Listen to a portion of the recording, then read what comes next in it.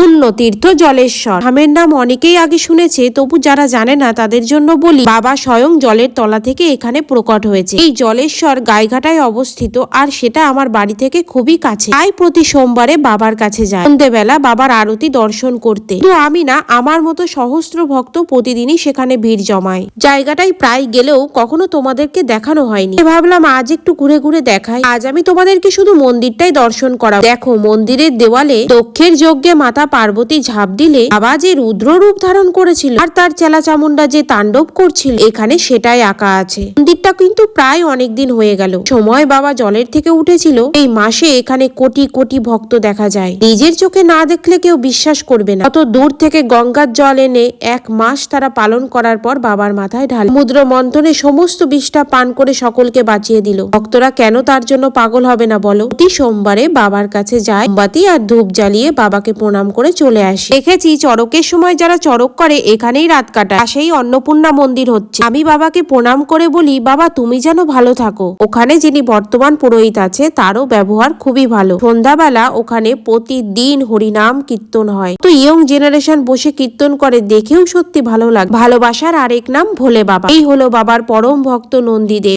তার মতো একটু ভক্ত হতে পারতাম, জীবন সার্থক হতো। তোমরাও এসো, কথা দিলাম ভালো লাগবে।